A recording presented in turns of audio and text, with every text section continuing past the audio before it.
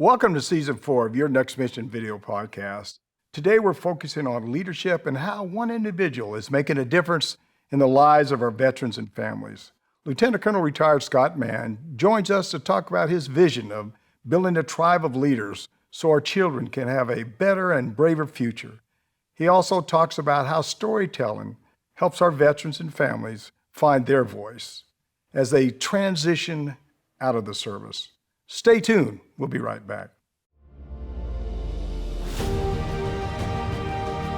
Welcome to Your Next Mission video podcast, where we tell the stories of those who have served in the past and those who are serving today. From transition to financial wellness, VA benefits to mental health, we cover issues facing veterans, active military, and their families.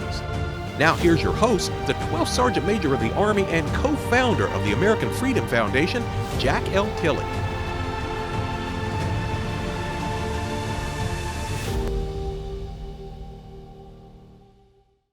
Hello out there, warriors past and present, and your families, and thank you for your service to our great country. Now, before we get started, I personally want to thank our presenting sponsors, Navy Federal Credit Union, Purdue Global, USAA, for making your next mission happen. They love our veterans and families, and as I always say, we love them too. We have a great show today, focused on leadership and taking care of our veteran community, and I'm so excited to introduce Lieutenant Colonel retired Scott Mann. I love this, Green Beret, keynote speaker, leadership coach, and founder of Rooftop Leadership and the Hero's Journey. Welcome to the show. Yeah, so much for retirement, Sergeant Major. It's always about timing. Hey, look, I know our audience is really eager to hear about all the stuff. I certainly am, to hear about all the stuff that you're doing. But before we do that, could you tell the audience just a little bit about yourself? Yeah, thank you, Sergeant Major. I spent about 23 years in the United States Army, just under that, and around 18 of that as a U.S. Army Special Forces officer, Green Beret, in 7th Special Forces Group. And most of my time was in Central and South America before 9/11. And then after 9/11, I spent most of my time in Afghanistan or getting ready to go back, like a lot of your listeners. And what I would say is that the only other thing is that being a Green Beret is something I wanted to do since I was a 14-year-old kid, growing up in a little logging town in Mount Ida, Arkansas. And after a couple of decades of doing that, it was better than I ever thought it would be. Yeah, well, God bless you for all you do and all you continue to do. Sir, your mission, the Heroes of Journey, is to help our warriors find their voice. Why is that so important, and how does the Heroes of Journey help? Well, for me, I had a great opportunity to pursue as a Green Beret what I had dreamed about doing as a little kid. And I know a lot of people who serve in the military, they say something like that they knew that that's what they wanted to do when they were young, and then they got the chance to do it. And that was true for me. Even in the longest war in our history, my worst day in Special Forces was still an amazing day and something that I was very grateful for. But when I left the military, I decided to leave the military when I was a lieutenant colonel, and I retired. And I have to say that my transition from the military was not great. It did not go the way that I thought it would go. Now, everything was lined up pretty good. I mean, I had a job as a contractor lined up. I had a book that I was going to write about Afghanistan village stability operations that we had done working with tribal leaders. My family was still intact. I had 3 boys still in school. My wife and I were happily married. I mean, everything really was the way it was supposed to be, or what you would hope it is when you retire. But I will tell you, Sergeant Major, after about 72 hours of taking off those desert boots and putting on my Tampa Bay flip-flops, the snakes in the head started to crawl pretty hard for me. And very quickly, I found myself separated from my identity, a real lack of purpose in what I was doing. I'd gone from the top of my game as a Green Beret to, padding around my house, not having showered for a couple of weeks, just really kind of a miserable human, and not sure why. My boys would get up and leave the room if they saw me coming, because they didn't know what version of dad they were going to get that day. And it wasn't too long after that I found myself standing in a closet holding a 45. And had it not been for my son coming home when he did, my son Cooper, I don't think I'd be here. I know I would. Yeah. And that was a dark moment for me. It was an embarrassing moment. It was a scar for me that I didn't tell my family about for years until finally it got to a point that I'd lost so many buddies to suicide that I needed to talk about it. But I think, to answer your question with that background in mind, I was fortunate enough to meet a couple of mentors. One of them was a former NFL football player named Bo, who showed me how you can use storytelling to actually heal the brain, heal the soul, and to bridge gaps that no other form of communication can do. And I fell in love with it.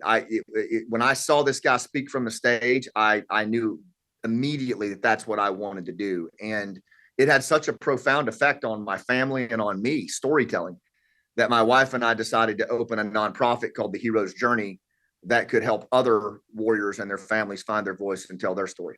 Yeah, that was a question I was just going to ask you. How did you work through it? But I want to go back a little bit here. It's just for you here, for all of us. When we get out of the service, it's a culture shock, and I went through the same thing. I didn't put a gun to my head or nothing, but I don't know when you get out of the service if you ever really adjust, because you're not with people that you've been with for so many years, and it's just so much different, and it takes a long time to fit in. So I've been. I think all of us, and that's why the suicide rate in the veteran community is so high. That's why all of us have a hard time just sort of adjusting. And really the worst thing, I'm glad you're out doing a lot of stuff. The worst thing about it is when you sit on a couch and don't do anything. And I think what you do is you sit there and try to figure out, how you're going to die. But that's a big thing. You already talked about the hero's journey led to writing and performing a play. Last Out, the Elegy of Green Beret. Can you talk a little bit more about that?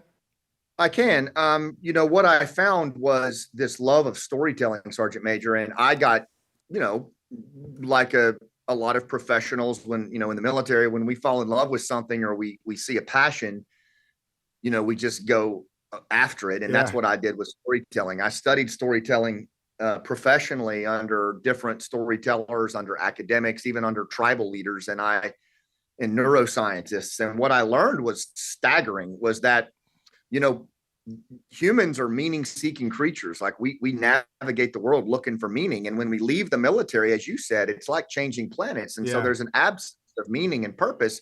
And what storytelling does is storytelling is a sense-making tool. It allows us to make sense of things that don't make any sense. Yeah.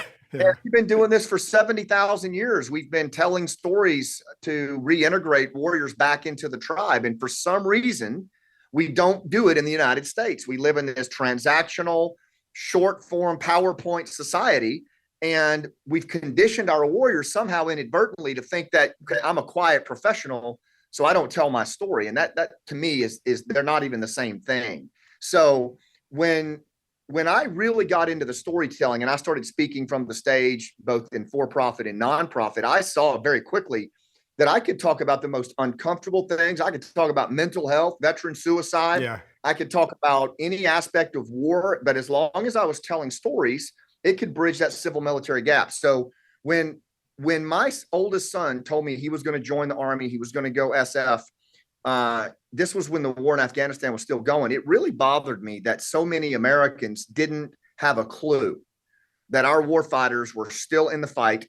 And you see all the movies and the books about the first in, but nobody ever talks about the last out. Green Beret or not, we've got men and women that went back to combat 10, 11, 12 times, and no one ever hears their story. No one hears the story about the families and the kids and what they endured day after day, month after month, year after year. So my mentor, the guy I was telling you about, Bo, the football player, he wrote a play about being an NFL player called Runt of the Litter. He grew up on a farm, him and his brother. You may have remembered him, Bo Easton. He played for the Oilers in the 80s, and his brother Tony played for the Patriots. He was a quarterback. But anyway, he did this play about the war or about football, and it really helped people understand his journey. And he's always been after me to write a play. He said, just write the story down, even if it never sees the light of day, it'll heal you. So I wrote this thing down with the intention that it would never see the light of day. I performed a scene or two at a little community theater, and everybody in the audience they loved it, and they were so moved by it.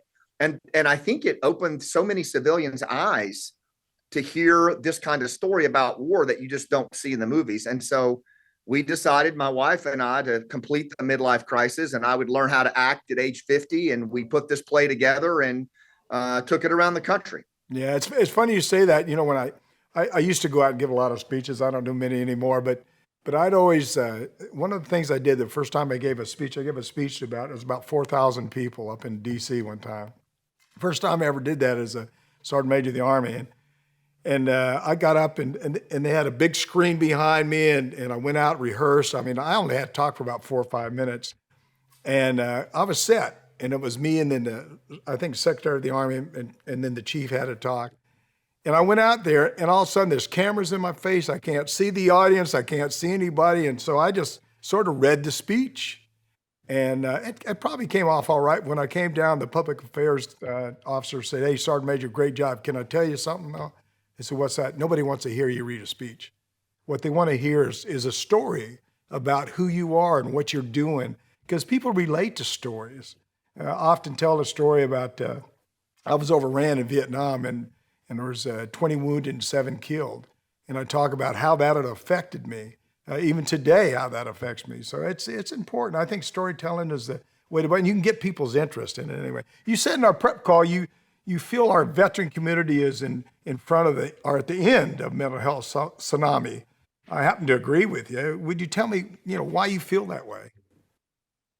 Well, I think we've been heading that way for a while. I mean, and first of all, you know this better than anybody. War is a corrosive machine, and it doesn't matter how tough you are, how hard you are. If you stay in that environment, it has a corrosive, caustic effect on your brain, on your soul, and ultimately, it's going to have its way with you if you don't find ways to metabolize the trauma and the elements that come with combat.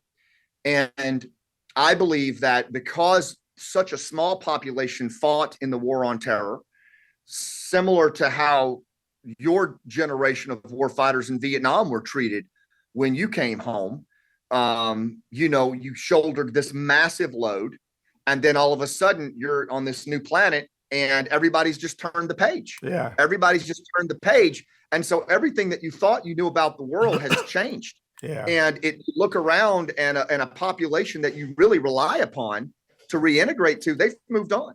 Yeah. And I testified to the House Foreign Affairs Committee after Afghanistan that I believe that the way we ended that war, the way that we turned the page on 800,000 plus veterans and our families, created a tsunami of veteran mental health, frankly, of moral injury, a violation in many ways of our moral code. That unless we address it, unless we stand up as a society and address this, I believe we are on the front end of a mental health tsunami that is going to manifest in some very, very terrible ways. And as evidence of that, even after I made that testimony, the VA suicide hotline received 88,000 calls in the month of March. It's the most on record, more than COVID, more than the day Kabul fell. And it's growing every month. And a big part of it is that we have not reintegrated our veteran population, particularly the post 9/11 veteran population, back into our communities. They're severely isolated. And I believe that it's going to take the kind of podcasts like what you're doing and other platforms, our play. It's going to be us that are going to have to lead this charge. I don't think anybody else is coming. I think we're going to have to step in and bring our brothers and sisters home, and that's okay. But I think that the sooner we recognize what we're up against, then we can actually start to make some moves against it. And time's not on our side. Yeah, I think the big thing they got to do is, and like I said, I'll tell you, remember I was overran. One of the things I do, and I don't know why I do it. I sometimes I just talk a lot about it. And I try to get it off my chest. I didn't realize I do. The other thing is I surround myself with mind-like people, and other veterans are around me. I own a small company, and all the guys in the company are veterans, except for the accountant. But we all talk about military stuff, and it's sort of a therapy with all the time we talk. So it's a big deal. And what you're doing is so important. Sir, hold that thought. We're going to take a quick break. We'll be right back. We're talking with Lieutenant Colonel retired Scott Mann, Green Beret keynote speaker, leadership coach, and founder of Rooftop Leadership and the Hero's Journey. and you're watching Your Next Mission video podcast with me, your host, Jack L. Tilley, 12th Sergeant Major Army. And don't forget, if you're enjoying this discussion, and I know that you are because we're talking to a person that's been there, got that, and even got the t-shirt, please like us, click on that subscribe button below. Also, click on the bell next to the subscribe button to receive notifications of all our upcoming video podcasts. Sir, during this segment, I'd like to talk about the power of human connection and how you're empowering leaders and the veteran community to bridge that civilian gap, that military gap. I think that's really important. Yes, it is, Sergeant Major. Thanks for bringing that up.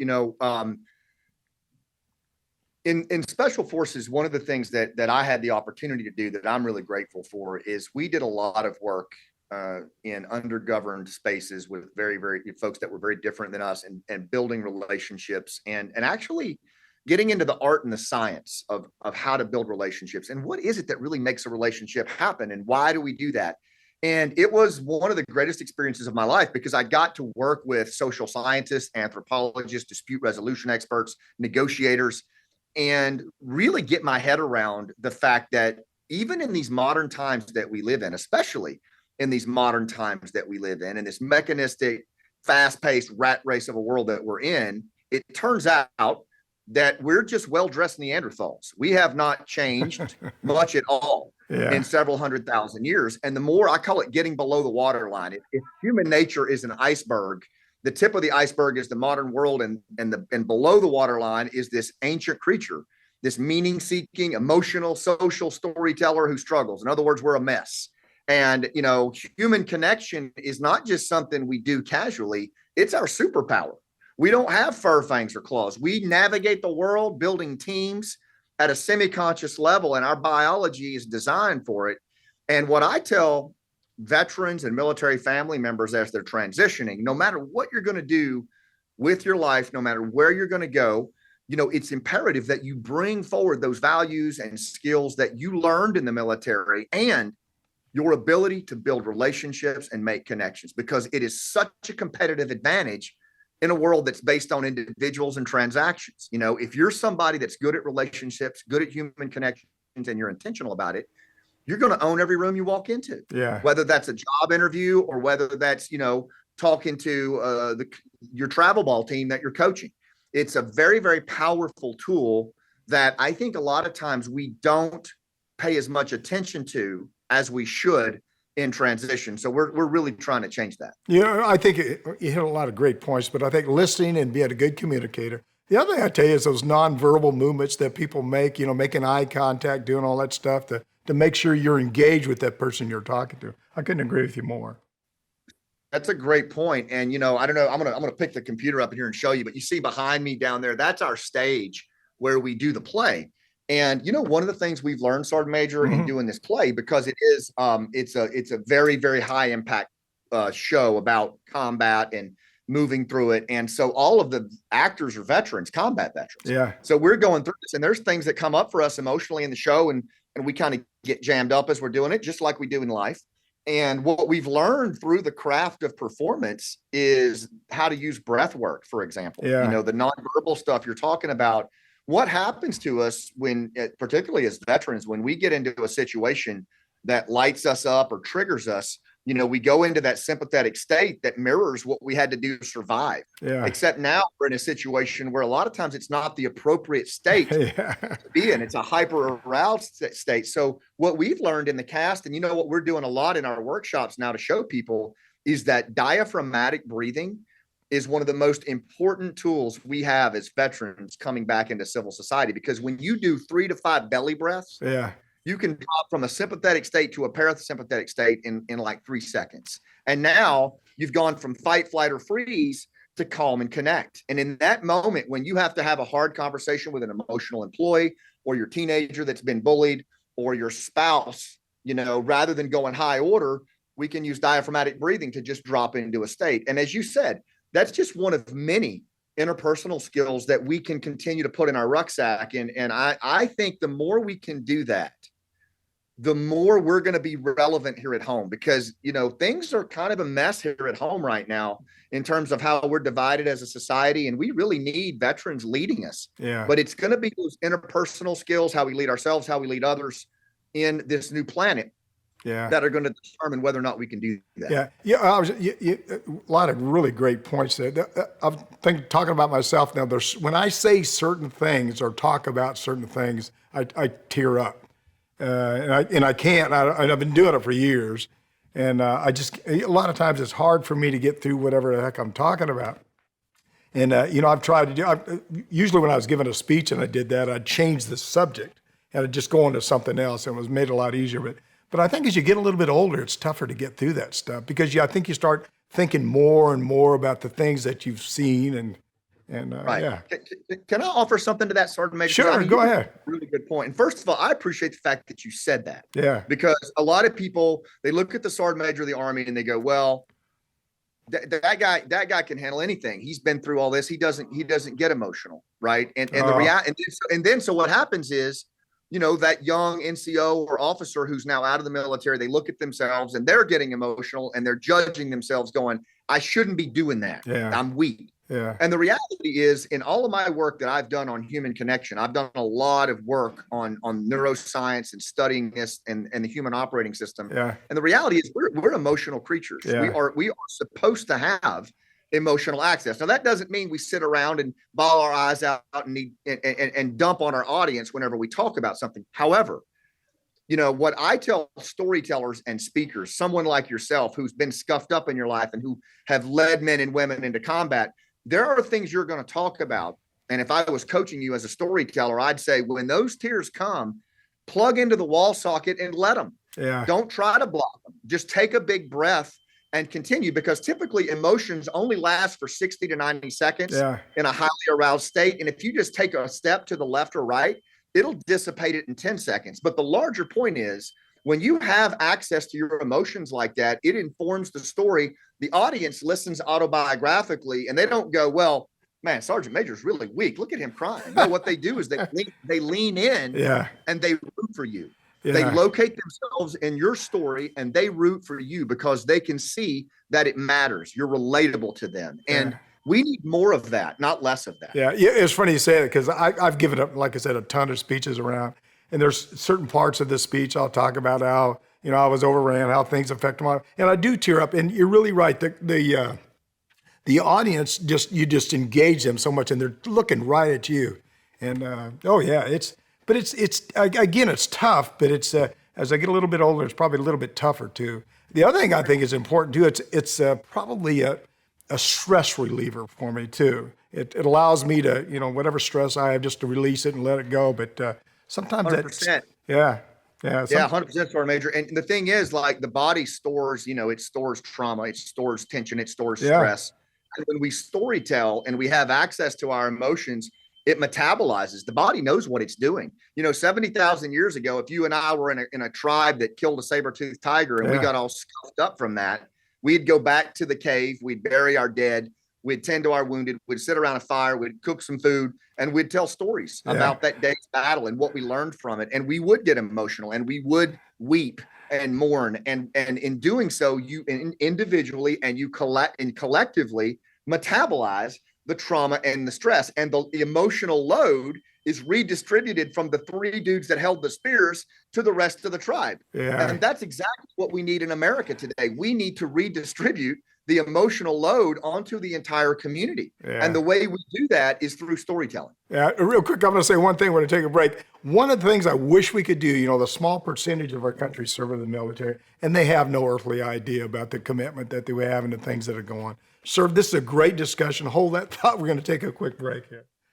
We got a lot more to talk about, so don't you go anywhere. We'll be right back. You're watching your Next Mission Video Podcast. You're watching Your Next Mission Video Podcast, proudly presented by Navy Federal Credit Union, the most trusted credit union owned by members of the military community, serving all branches of the armed forces and their families. Their members are the mission. Learn more at NavyFederal.org. Purdue Global. You're ready for a comeback, and with Purdue Global, you can do more than take classes. You can take charge of your story, of your career, of your life. Earn a degree you can be proud of and get an education employers respect. Start your comeback at purdueglobal.edu. USAA. A promise is a trust not to be broken, whether spoken with an oath solemnly swear or sealed with a pinky. And after 100 years, we're still taking care of the military community and their families. That's our mission, always. Now back to your host, the 12th Sergeant Major of the Army, Jack L. Tilley.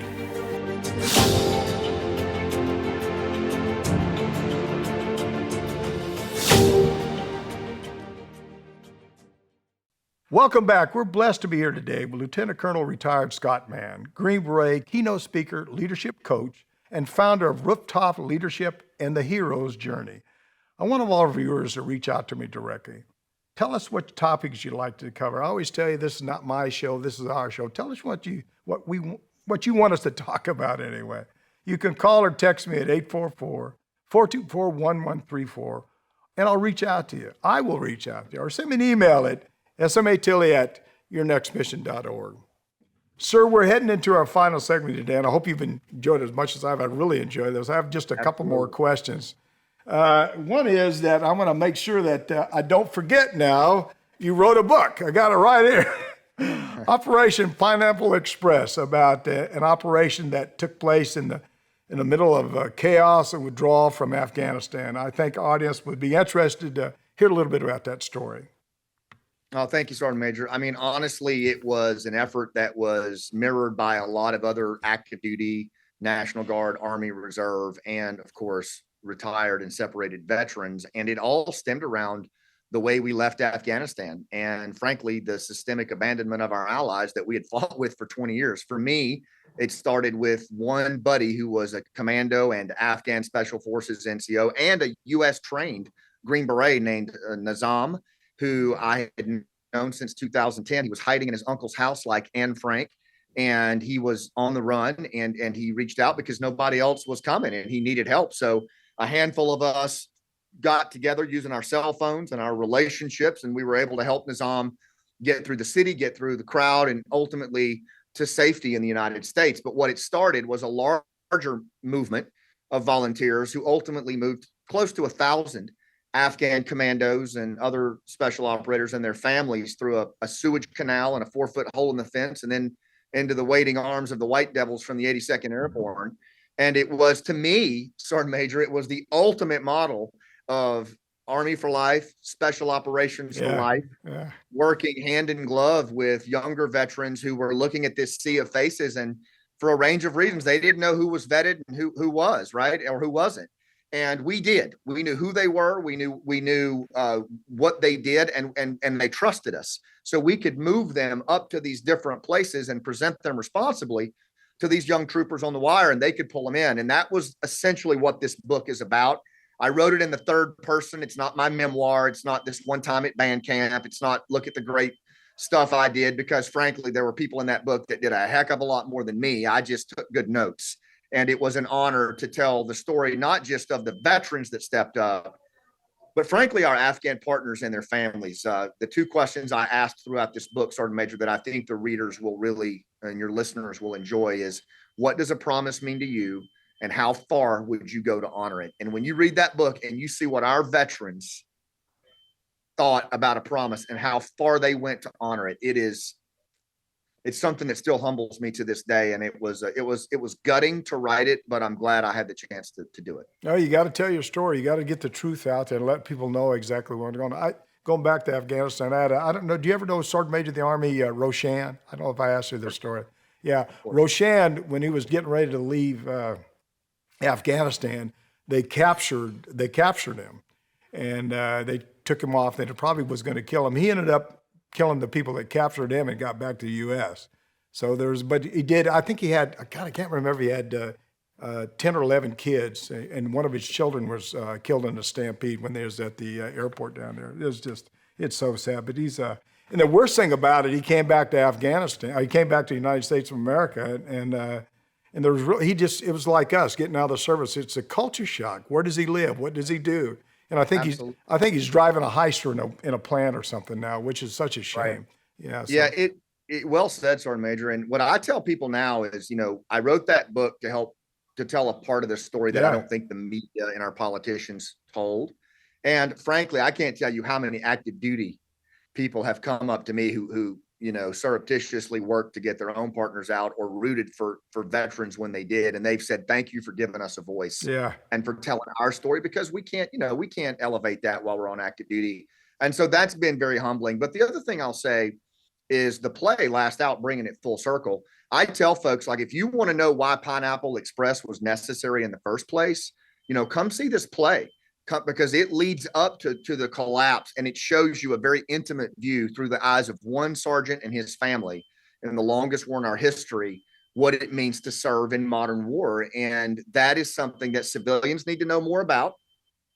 And our veterans and their families need to know that it mattered that they did it. Well, that's a perfect lead into my next question. Where can they see the play? Where can somebody, how can they get a ticket or go to see the play?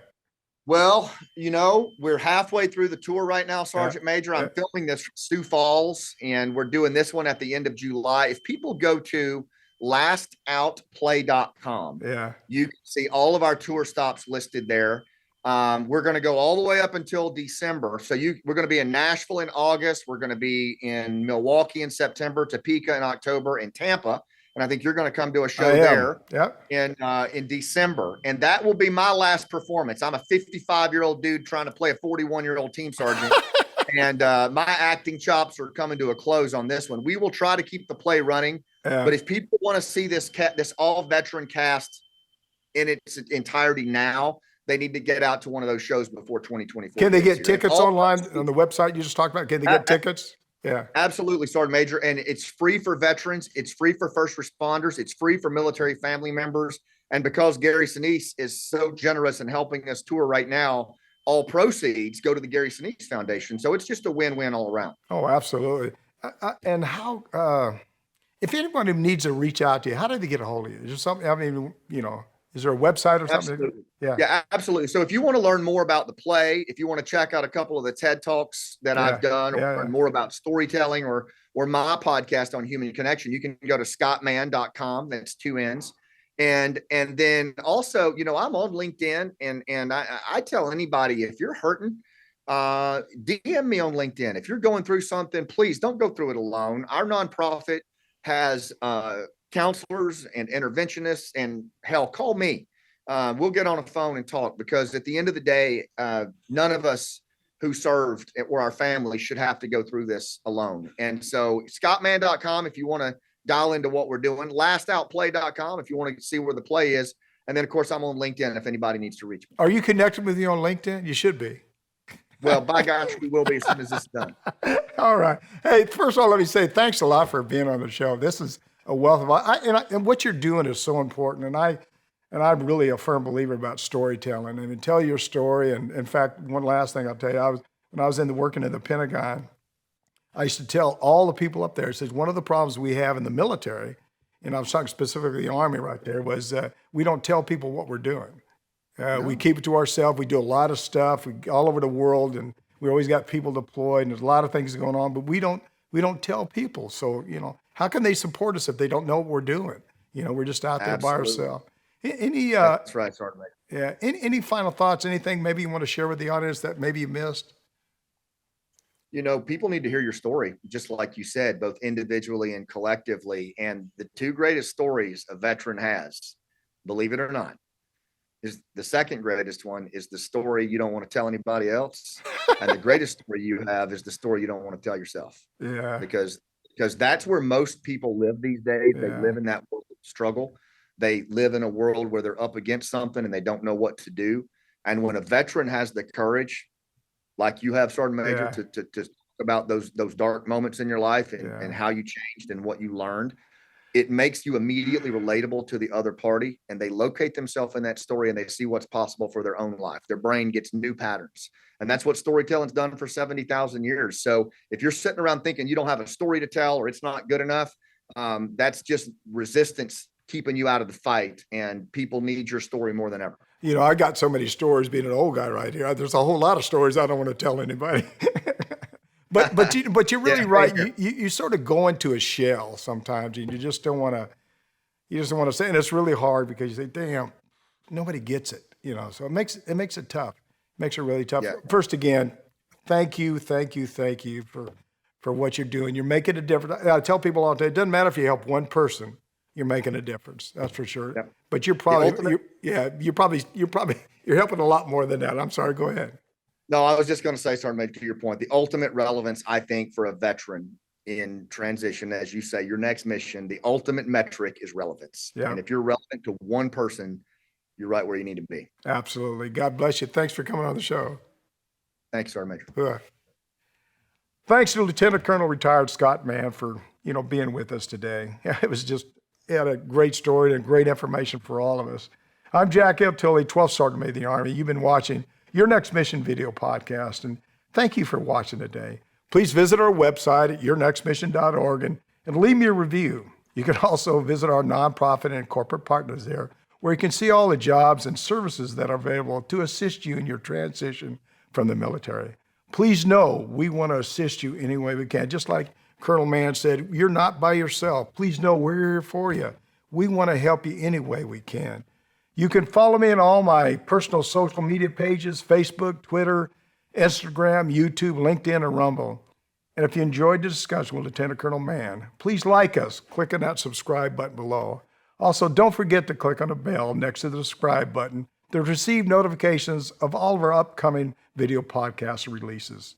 We want to hear from you. Please leave me a message or send me a text at 844-424-1134 or send me an email at smatilley@yournextmission.org.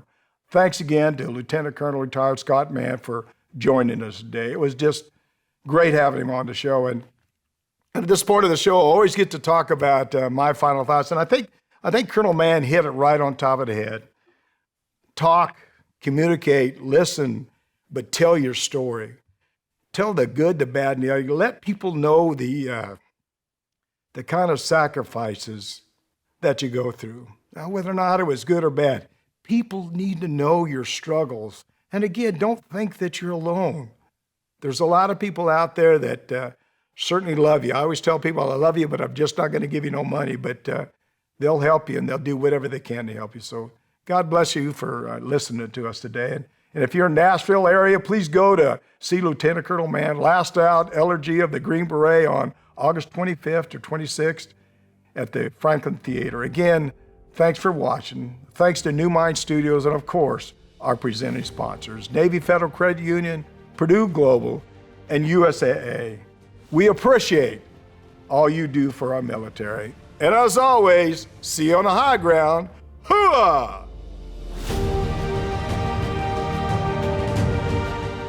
You've been listening to Your Next Mission, brought to you by the American Freedom Foundation. Learn more by visiting yournextmission.org.